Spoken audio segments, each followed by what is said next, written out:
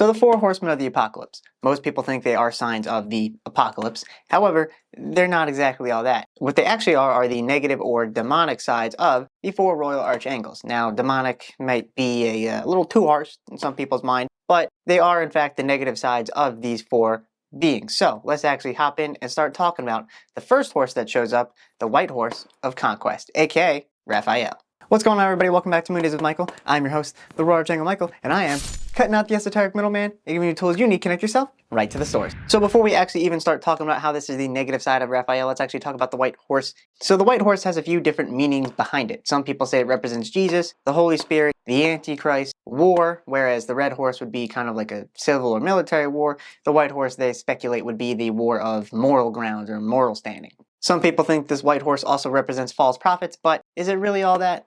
No, it's not. The reason why people give those connotations of a moral war or Jesus or the Holy Spirit is because of the color of white, typically meant to represent purity and morality and higher standing. Maybe not. So let's find out. So to understand what the white horse of the apocalypse means, you have to understand what Raphael is and then kind of look at the negative side of it. What is Raphael? Raphael is a healer and the regulator. Raphael is actually the one who determines where you go and where you move after you die. So for example, if you still have life lessons to learn, then you go into Uriel. Uriel's going to tell you how to do things and Gabriel's going to make sure you do it. If you don't have to do all that and you're ready to be reborn and move up and ascend, then bam, you go to Michael.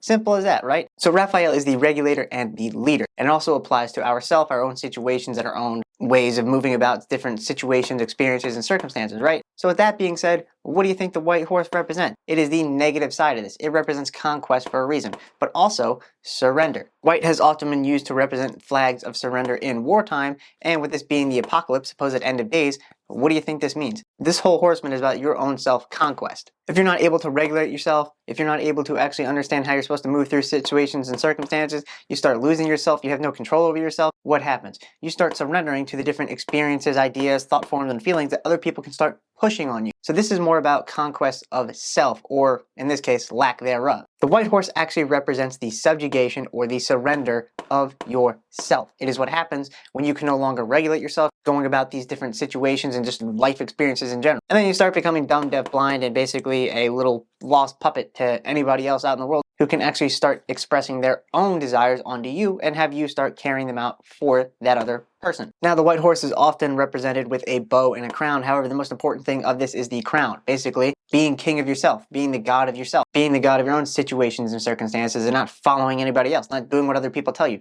not being a slave to somebody else's ideas, religions, or emotions and plans that they have for you. Instead, actually regulating yourself and actually going out and experiencing things you want to experience. So this is the negative side of Raphael. It's what happens when you no longer have the ability to regulate yourself, no longer are in control of yourself and the things that you wish to experience, so you become a slave to other people. The point where you're just unable to do anything and surrender yourself to outside influences, aka the white horse, the color of surrender. And once you're a slave to other people, then they can make you do whatever they want, and well, that's it. Now, if you do want to understand the positive side or angelic side of Raphael, then check out that video right there. But until next time, fly high, y'all.